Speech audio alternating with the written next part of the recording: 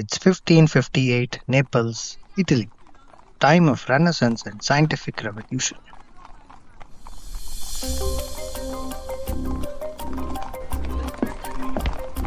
Giambattista della Porta, one of the Renaissance polymath, is about to publish his famous book, Natural Magic.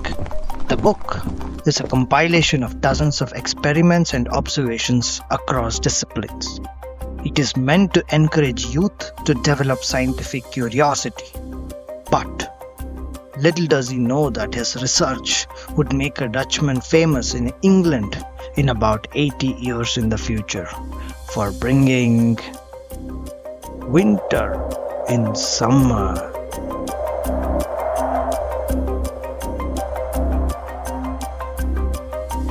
This is the story of air conditioning and its evolution.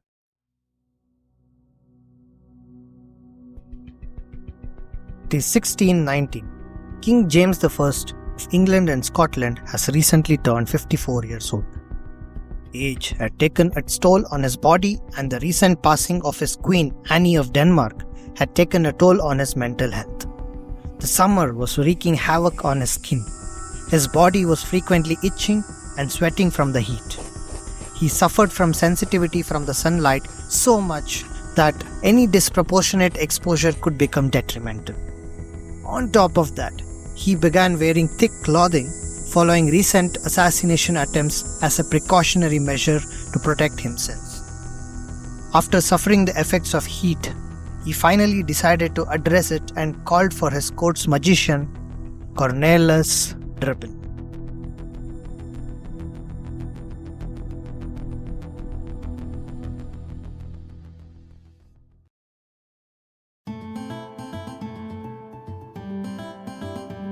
Born in 1572 in the Netherlands, Cornelis Drebbel was a self-taught inventor, engineer and an alchemist. By 1604, financial troubles from a failed dye business drove him to England, where King James I became his patron, dazzled by his demonstrations of alchemical wonders like perpetual motion illusions and self-sustaining lamps. He sold himself as a magician and was soon provided a room in the palace and a grant to set up a laboratory to build his contraptions. His workshop turned into a buzz of inventions.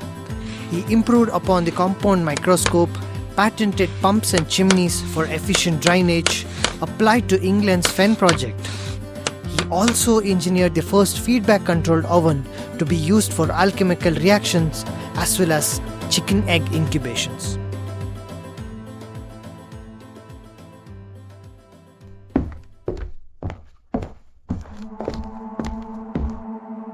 Your Majesty, I received news that Your Majesty has summoned me.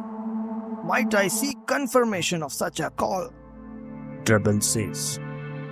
Rise, court magician. Your presence is indeed desired. I don't like the summer. I want you to use your magical abilities to cool the room. King James replies. Drebbel thinks for a moment and says, Of course, Your Majesty.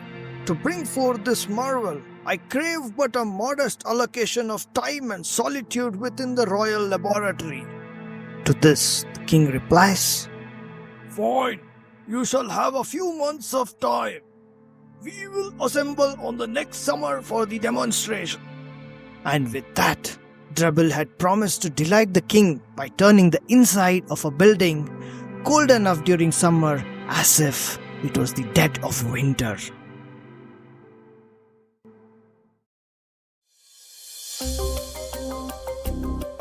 This was a time when heat and cold were considered entities, and they could be mixed and separated by alchemists.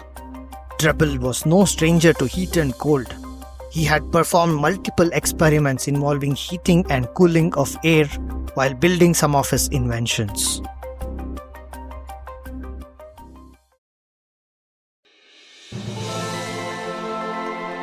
It is 1620. King James I had chosen a particularly warm summer day for the demonstration.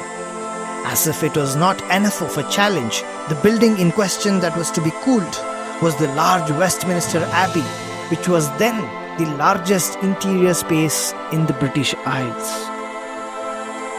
King James and his followers entered through the door to the center of the interior area. It was a relatively narrow and short enclosure within the larger hall. The air there was, as Drabble promised, surprisingly quite cool. Due to King James' excessive heat and constant perspiration, the king soon began to shiver. I am impressed. This is quite cold. Yes. Eventually, it was too cold for the king and it prompted him to step outside, trailed by his entourage. The demonstration was a grand success.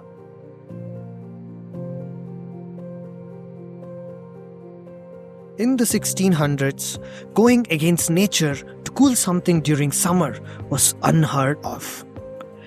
Drabble always liked to keep his secrets close to his chest. This was certainly a mystery to all those who were present and was widely discussed in the scientific circles. Drabble had cleverly used the research from Giambattista della Porta's natural magic, which portrayed the use of saltpeter, which in today's term is also known as potassium nitrate, with ice. Back then, it was believed that the salt added cold energy to the ice. But today, we know that it's just an endothermic reaction. The reaction takes away the heat from the system, making it cooler. Della Porta documented experiments of using saltpeter to cool down wine during summer. He had also experimented making water from thin air by condensing vapors. Drabble had strategically planned the entire operation. He placed a number of water troughs along the narrow walls where the king and his men had to enter.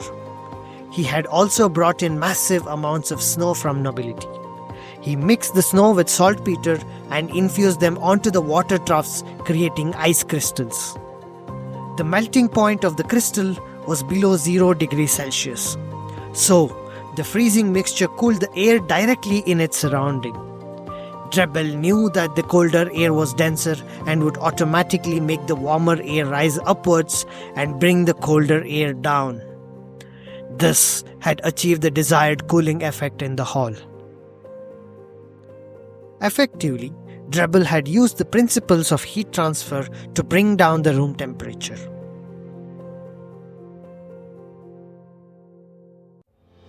This is episode 1 of the history of air conditioning and its evolution. Winter in Summer.